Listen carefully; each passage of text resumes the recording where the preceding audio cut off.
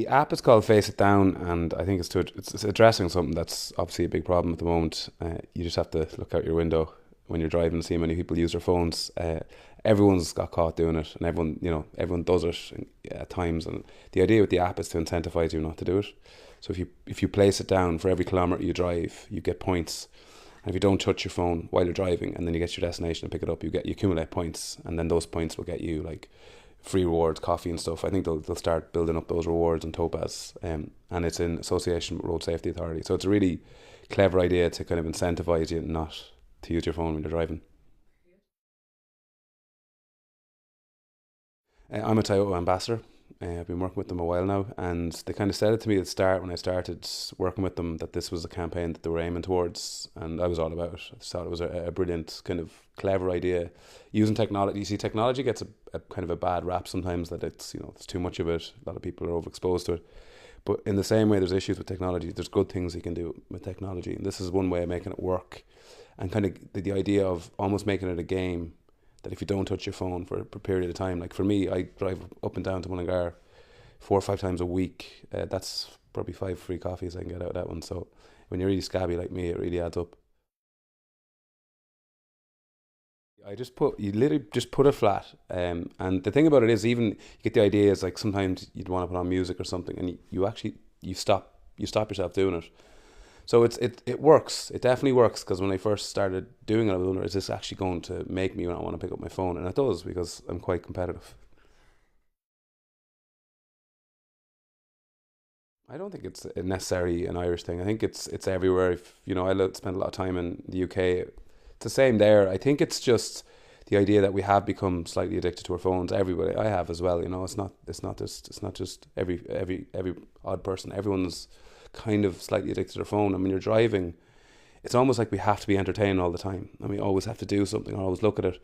But when you're driving something that weighs a couple of tons at 70 miles an hour, the reality is until you actually almost have an accident while doing that, you mightn't realize how lethal it's lethal. And I've seen people watching TV on their phones in their visor at that element of stuff. You know, what part of them thinks that is in any way acceptable? It's just not safe. And I think the idea is when you can promote the idea of not doing it, not just the app itself, but there's a campaign around it to make people realize this is something you can't be doing. I think, as I said, we drive a dangerous machine. If you're not being careful behind the wheel, you don't know. And it mightn't be you. It might be a 4-year-old. It could be somebody who was just walking their child that gets hit by the car because your eyes off the ball. So this affects everybody, and you have a responsibility on the road, not just for yourself but for those around you.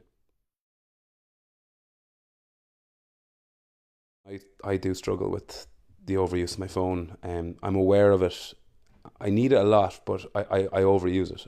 There's no doubt about it. And I think I've started to learn that I can't cope with using it that much. I need to figure out how to calm down. But once again with your phone, there's brilliant things you can use. Like there's an app called Headspace, which is a brilliant mindfulness app that just allows you to use your phone in a positive way, where you can actually just take 5-10 minutes out of your day just to stop and chill out and kind of just you know get your brain out of the red zone just for a minute. And it's really clever. These are really clever apps. So yeah, I recognize that I need to stop. At least maybe 2 hours a day I just don't use it. But in the same way, when you're flying, you cannot use your phone.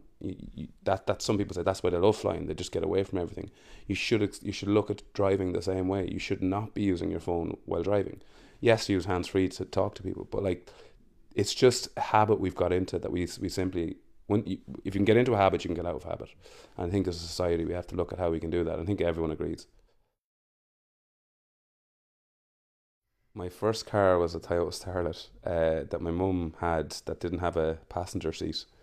This was before the NCT, so I used to be able to get like when there's no passenger seat, I was able to get maybe six of my mates in that area and just put them on top of each other. We never got stopped by the guards, but it wasn't illegal. They were kind of using themselves as seatbelts, I think.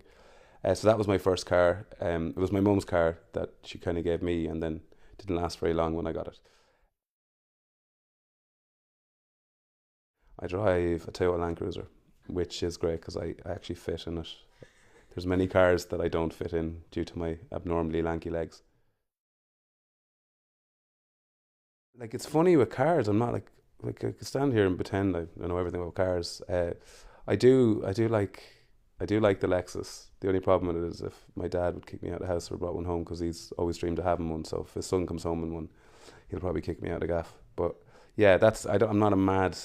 A mad. I don't have mad knowledge in cars. I just know what I fit in. I know what I like. My favorite place to drive in Ireland is Donegal. That's where my dad is from. A lot of my relatives are from there. And Donegal is the type of place where you have to go off the main road to really see it. It's a gorgeous county. It's a stunning county, and I think it's been recognised quite a lot. So yeah, if it was to drive anywhere, it's around Donegal. And my driving music, um, I like Tom Waits when I drive. Any Tom Waits stuff, which is kind of I don't know why. I suppose it chills me out, and I that's usually my playlist or an eighties playlist, which is you know tends to annoy most of my passengers. But at the end of the day, it's my car. I can play what I want. I passed my driver's test for it. But the problem was in that Toyota Starlet that my mum gave me, and the foggy things that stops. See, here's my knowledge of cars. The thing that stops the windows fogging, broke, and it was raining, so I couldn't see out the window. So I had to keep getting out of my car and cleaning the thing. And I thought that's me failed. And the driving instructor said that, or the driving examiner said that was the right thing to do. Sometimes these things happen. So passed the first time.